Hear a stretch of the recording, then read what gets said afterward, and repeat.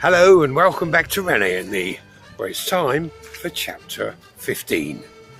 Rene Me by George East. Read by Eugene Fraser. November the 5th. More fireworks when my wife discovers some strange horses in the big field.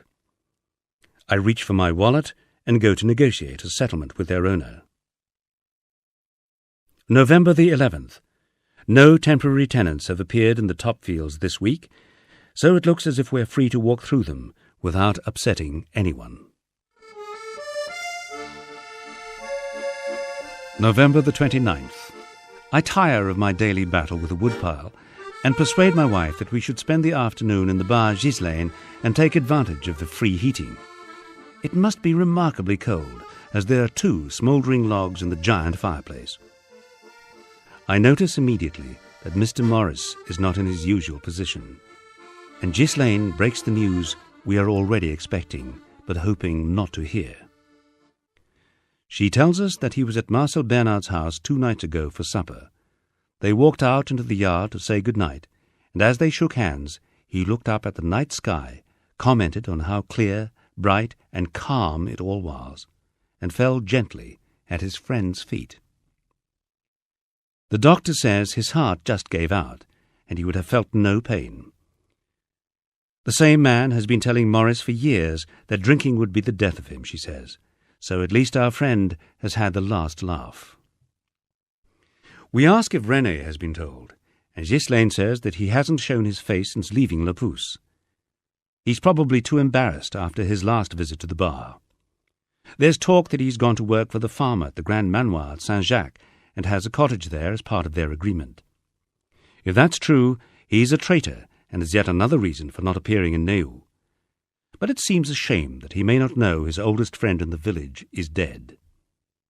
We return to La Pousse, wrap a bottle of my precious malt whisky in Christmas gift paper, and set out to track the Fox of Cotentin down to his new earth.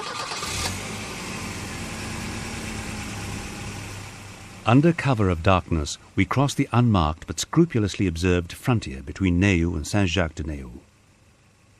My wife rides shotgun and keeps watch for hostile natives, but the streets are deserted. The bar in the square is closed and unlit, as is the restaurant next door. Our villagers are apparently exaggerating when they say the residents of Saint-Jacques only go out at night to indulge their unspeakable feeding habits and spend their days sleeping on beds of local soil in dark cellars. At last we see a lone figure furtively darting between the pools of light cast by the new street lamps of which the Neu commune is so jealous. I take a chance and pull up, crank the window down and call him. The man looks wildly about for a bolt hole like a rabbit caught above ground in a field of hunters, then shuffles over when he sees we're driving an English car. Deliberately speaking in my worst French, so that he won't suspect I'm actually a member of the community across the crossroads, I ask him if he knows René Ribet, and he says everyone knows René Ribet, and many people to their cost. I ask him if he knows where Mr. Ribet is staying, as I have a business matter to discuss, and he tells us that I should look for a small cottage at the end of the track leading to the Grand Manoir. I will know it from the new roof tiles and window frames and the mobile home by the broken gatepost. As we drive away, he shouts after us to be on our guard and makes off in the direction of the church. Either, my wife says, he realized we're from Neu and is going to ring the bells and raise the village, or to pray for our souls because we're going to talk business with René Ribet. We find the cottage and park beside the recently broken gatepost. A light is flickering beyond the sacking curtain across the new window frames, and I take the bottle of scotch and leave my wife on guard. As I walk down the path, Donella reminds me to count my fingers after shaking hands if we do effect a reconciliation. For some reason I hesitate and adjust an imaginary tie before knocking and quickly consider how I will approach our first encounter for more than 2 months. I decide to take the bluff, no-nonsense English approach and rap smartly on the door. From inside I hear movement, and eventually the door is opened and René peers out into the night. He has put on weight and looks well and is obviously sober. For a moment his face is expressionless, Then he sees who his visitor is and steps back from the doorway. I nod and he nods, and we remain motionless till I hold out the bottle. He reaches out, hesitates for a long moment, then takes it. He looks at it, then back at me, then steps further away from the door and nods at the table. I nod stiffly back, walk in and sit down as he starts to unwrap the bottle. 2 hours later, the bottle is nearly empty, and René has spent more time talking than the night by the big pond in August. He has told me further stories of his childhood and happy years in the countryside, and how he met his wife and had a daughter, then lost them both. His wife is with someone else, and his daughter lives in Cherbourg with her child. We may have seen her with him at the Méchoui. He tries to give her money when he can, and wants to impress her and to make her see that he's not just a tramp who has been living in a caravan on someone else's land. He explained how he lost his home when the Parisian owner of the cottage at Neu threw him out when he heard about all the English who would pay crazy prices for worthless country properties. He said how he had resented the clever English writer and his wife for being rich enough to buy Le Pouce and pour money into making it so grand. He said how, in spite of all this, he grew to like me and respect my wife, and thought we were true friends until the bad night in the bar Gislaine. As to the arrangements between us, he didn't really intend to cheat us, but we seemed to have so much, and I seemed so stupid with my money and my ignorance of the land, and my mad spending on putting fairy lights on a farm. He had always wanted to have the life and status of a farmer, but it is just a dream that he knows can never come true. Now he is truly sorry for what has happened between us, but I must bear some of the responsibility. I have been a chicken to his fox, and even opened the gate of the coop myself. Then it was my turn. I told him that, far from being a wealthy writer, I am in debt to the bank in England, and we may have to sell and leave Le Pouce soon. That I may have been stupid with my money and ideas for making a home and a future in this part of the Cotentin, but he must know that we are not like others who come to take over, change the local ways, and be absent and uncaring owners.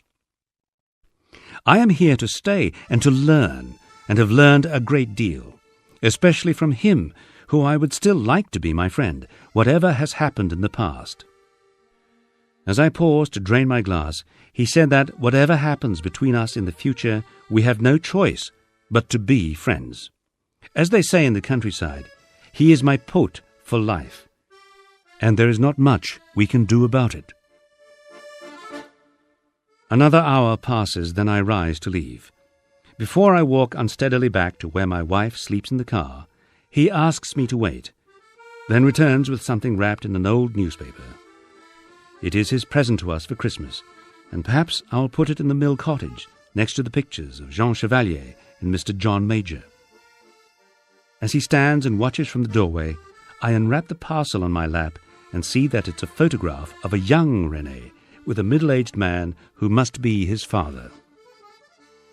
I wave and start the car, and as we bump along the pothole track back towards Saint-Jacques, my wife stirs, makes herself comfortable, and sleepily asks if I still have all my fingers.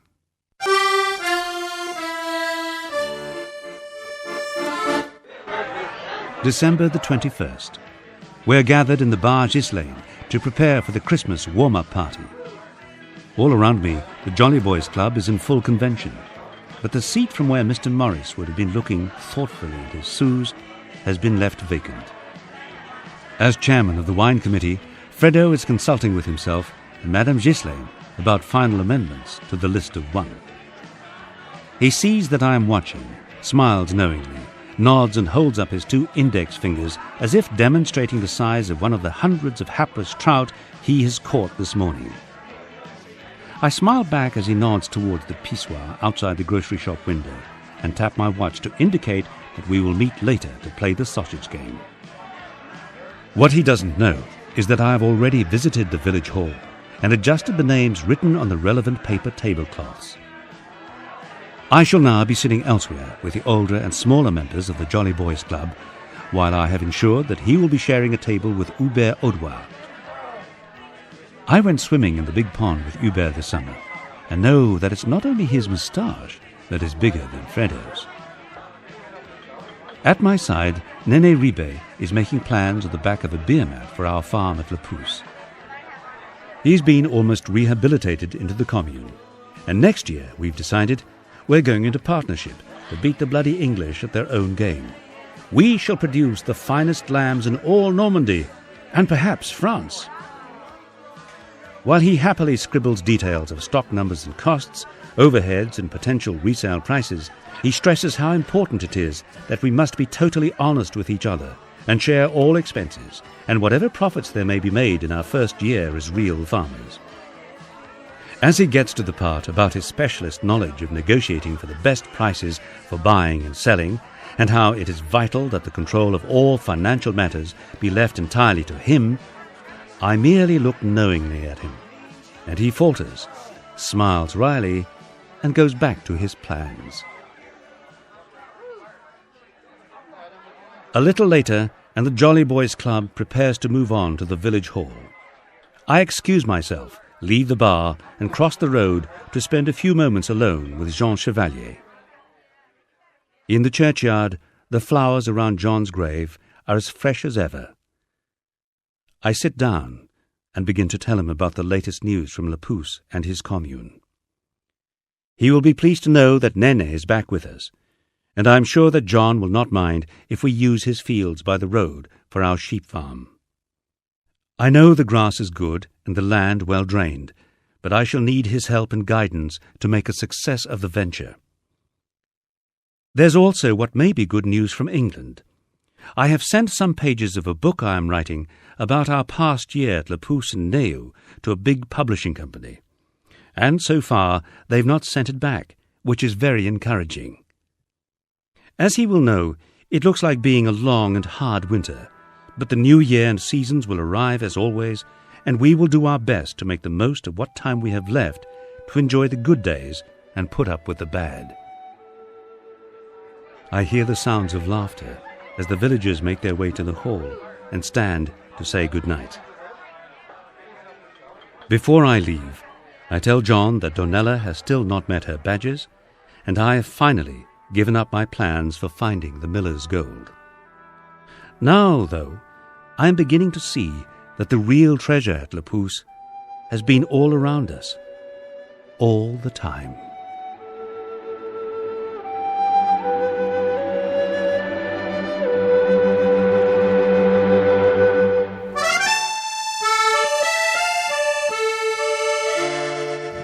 Well, I hope you enjoyed that slice of life from Normandy not so long ago, and that you'll join us for our next set of adventures in France. Au revoir!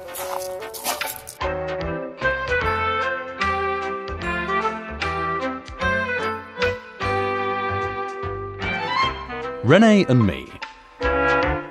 Written by George East and read by Eugene Fraser.